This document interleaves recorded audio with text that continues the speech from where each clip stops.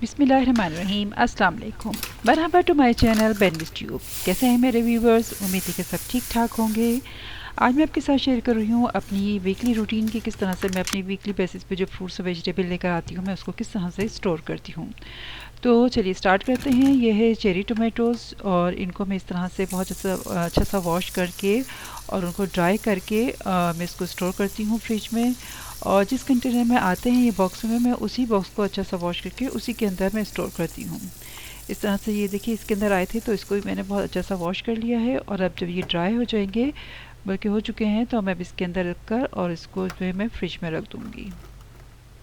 तो ये कि जब भी सैलेड में यूज़ करना हो या कभी भी इस तरह से खाना हो तो ये आराम से आप इसको डायरेक्ट फ्रिज से निकाल के आप यूज़ कर सकते हैं। इसी तरह से ये स्ट्रॉबेरीज़ हैं, इनको भी मैं इसी तरह से वॉश करके और इसी बॉक्स में जिसमें ये आता है उसको अच्छा सा वॉश करके और उसी के अंदर मैं इसको स्टोर कर दूँगी फ्रिज में।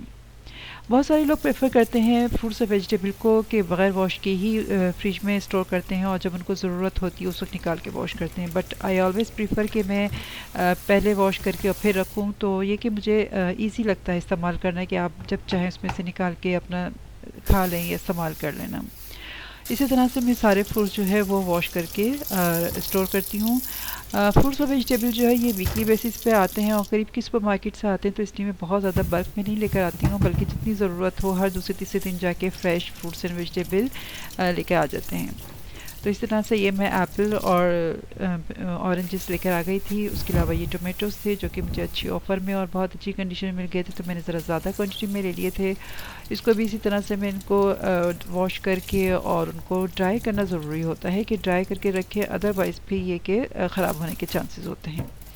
इसी तरह से ये बनाना है, बनाना को भी मैं ऊपर से अच्छा सा वॉश कर लेती हूँ और फिर इसको स्टोर करती हूँ। ये मैं अनियन लेकर आई थी। इसका भी होता है कि मैं बास्केट में जब इसको रखती हूँ तो इसको ऊपर से जो जितना भी इसका छोटा थोड़ा बहुत छिलके होते हैं वो मैं निकाल देती हूँ, ताकि वहाँ पर साफ़ सुथरा रहे, गिरे नहीं उसमें ना। तो इस तरह से इसको करके और इसके बास्केट मैंने वापस वहाँ रख दी है। और अब ये हैं कुछ दालें जिनको मैं स्टोर करूँगी। और जो कंटेनर्स हैं इनको हमेशा कोशिश किया करें कि जब भी इनको रिफ़िल करें तो इनको वॉश करके और उनको ड्राई करके फिर रिफ़िल करें, तो दालें जो हैं वो काफ़ी फ्रेश रहती हैं और उसमें भी कीड़ा लगने के चांसेस भी नहीं होते हैं। लेकिन मैं फिर भी फॉर अ सेफ साइड इसके अंदर 2-2 लौंगे डाल देती हूँ हर उसमें, ताकि कीड़ा ना लगे। इसके अलावा अगर आप चाहें तो बे लीव्स भी डाल सकते हैं, उससे भी इसमें आटे में या दालों में कीड़ा नहीं लगता है। और ये बूंदियाँ हैं जो कि हमारे घर में काफ़ी खाई जाती हैं। बूंदी रायता भी बनता है या वैसे भी इस पे आप ओनली सॉल्ट डाल के खाएं तो बड़े मज़े के क्रिस्पी से होते हैं। तो ये मैं इसी तरह से कंटेनर में इसको एयर टाइट कंटेनर में इसको रख के और इसको ये मैं कैबिनेट में रख देती हूँ। तो ये होता है कि ईज़िली जब भी चाहिए हो तो यहाँ से निकाला और इस्तेमाल में कर लिया। अब ये कुछ चॉकलेट्स वगैरह लेकर आई थी मैं, लेकिन चॉकलेट स्टोर करने से पहले ही आधी ख़त्म हो जाती हैं, तो बस जो बची थी ये मैंने इस तरह से इसमें रख दिया था बॉक्स में।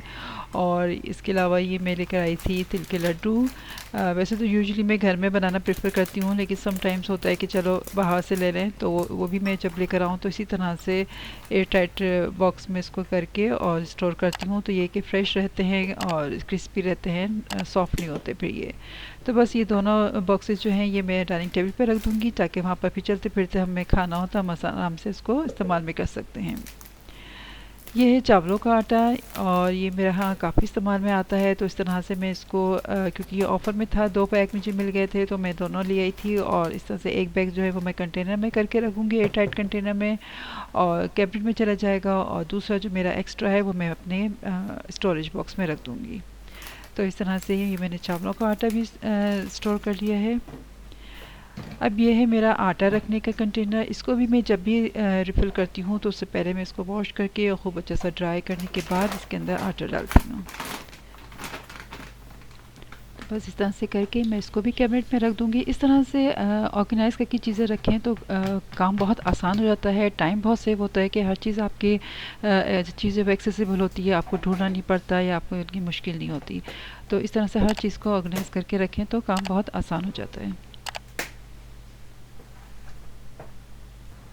अब ये टमाटर जो मैंने वॉश करके रखे थे ये देखें ड्राई हो चुके हैं। इनको मैं ज़िप लॉक बैग में रख के और इसको मैं स्टोर कर लूँगी।